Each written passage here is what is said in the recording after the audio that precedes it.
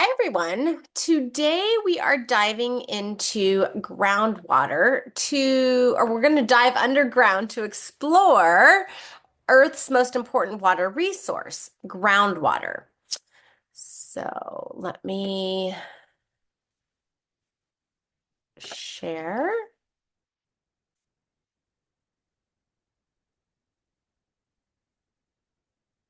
Okay, thank you for bearing with me there.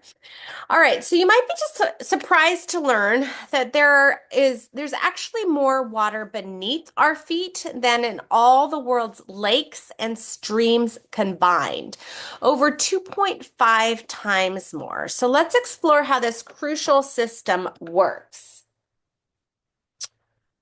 Okay, so think about when you pour water onto sand at the beach, where does that water go? It seeps into tiny spaces between the sand grains. And the same process happens on a massive scale underground. And it all comes down to two key factors. First, we have porosity. And imagine this is the amount of empty space in rock or soil that can hold water. It's like the holes in a sponge. Then we have permeability, and this is how easily water can move through these spaces.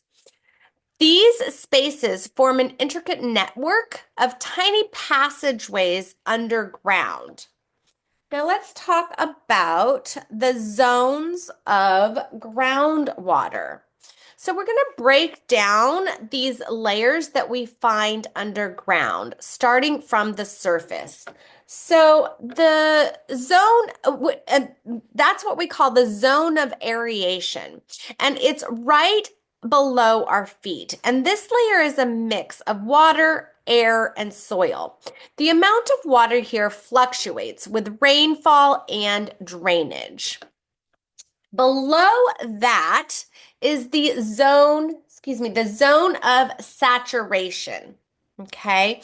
And this is where we find true groundwater. Every space is filled with water. Remember, saturation means it cannot hold any more water. So every space is filled with water. The top of this zone is called the water table. So when you dig a well, you're trying to reach this zone.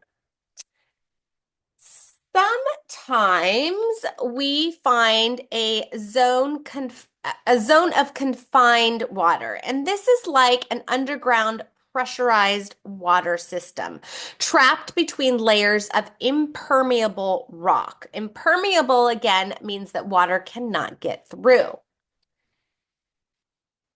Now, finally, deep underground is the waterless zone. And this is where the pressure is so intense that no water can exist in the spaces between the rocks. Now, let's talk about aquifers and wells. These are the real stars of groundwater storage, meaning aquifers. And these are layers of permeable rock that can both store and transmit water. So think of them like natural underground reservoirs.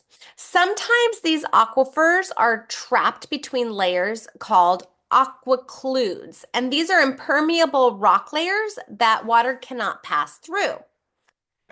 Now, when we drill wells into aquifers, something interesting can happen. If we pump water out too quickly, we create what's called a cone of depression. Imagine the water table taking on the shape of an inverted cone around the well. Now, we do have a groundwater crisis happening, and here's where things get serious. Groundwater might seem abundant, but we're using it up much faster than nature can replenish it. For example, the Ogallala Aquifer is the largest in the US. It spans 8 states, and this water took about 30 1,000 years to accumulate, but we have been rapidly depleting it since the 1930s. The consequences of this are very concerning. Wells that used to be 50 feet deep now need to be 150 to 250 feet to reach water. The land in this area is actually shrinking in some places due to the aquifer depletion.